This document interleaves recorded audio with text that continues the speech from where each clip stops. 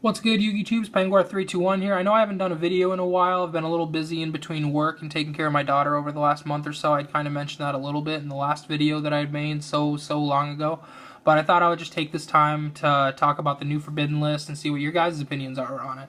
So we have the 4 E-Dragons getting banned to start things off with. I know Dark Matter coming out. The deck's going to be too nuts. We've already seen I've seen at least a couple top 8 deck profiles from this last weekend of the deck, and I mean that's just, it would have taken off too much. It would have been another one of those top tier decks that would just be too good as far as going off. So that had to happen. Snatch Steal getting rebanned because the card is too good. It's on the brain control level where you draw it, you just take their monster, do whatever you want with it, Synchro Xyz, attack with it, or just get it out of their way, or get it out of your way. So that had to get rebanned. Limited, we have the 5 errated cards, Sinister Serpent, which will do nothing, Temple of the Kings, which could see some play in like some stun variants here and there, but I don't think it's going to see a whole lot of top deck profiles. Crush Card Virus, which will see play in Burning Abyss for sure in the sideboard if you're siding right against Necros, because let's be honest, Necros is going to be the leading deck of the format, with Vanity's Emptiness going to 1, with nothing being able to really keep that at bay. So that's going to be a good idea for all you Burning Abyss players out there. Exchange the Spirit, which will do absolutely nothing now that both players have to have 15 cards in the graveyard, so it's worthless.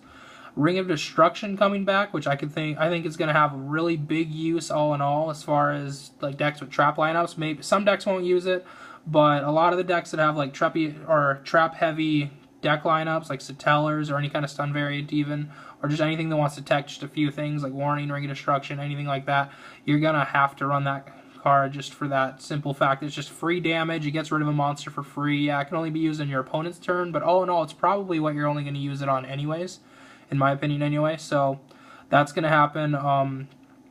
Like I said, Vanity's Emptiness went to 1, so that just keeps, it's the biggest floodgate card that everyone was using that's now not going to be used, so we have to find other stuff. It just opens the deck more for more options instead of just stopping the game entirely.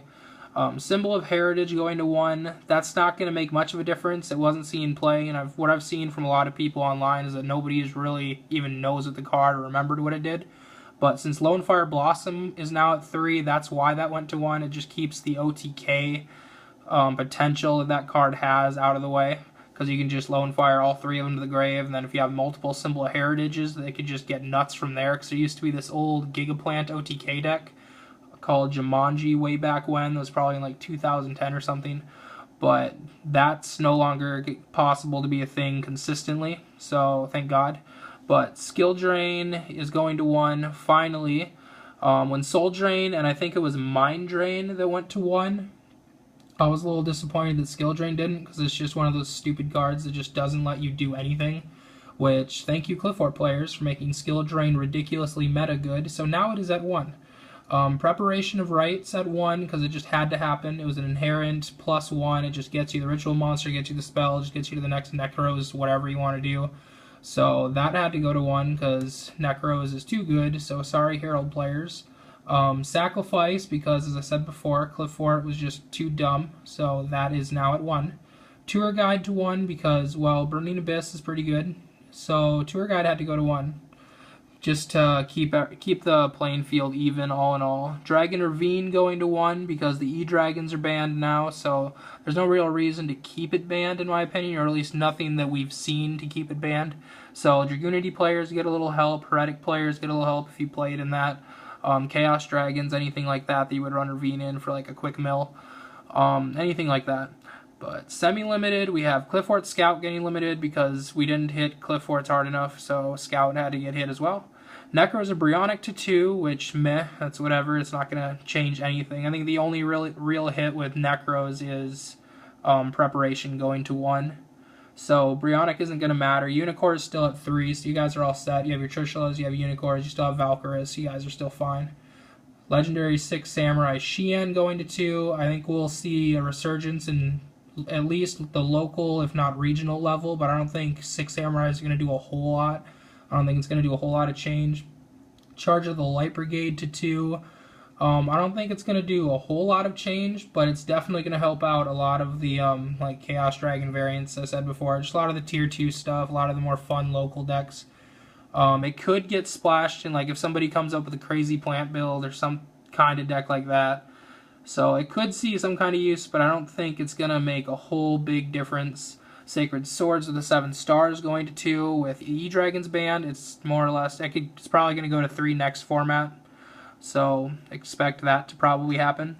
And then for unlimited cards, we have Brotherhood of the Fire Fist Spirit, which opens up the 3-axis Fire Fist deck for anyone that's a die-hard fan of that. I know my roommate's a huge fan of that. He's already building the deck for locals, and he probably plans to take it to a regional here and there, so I'm not too sure what he plans to do. But so that opens up that stuff. Burner, Lightning, Reactant, and Stream all going to 3 because, again, E-Dragons are banned, so why not just go to 3?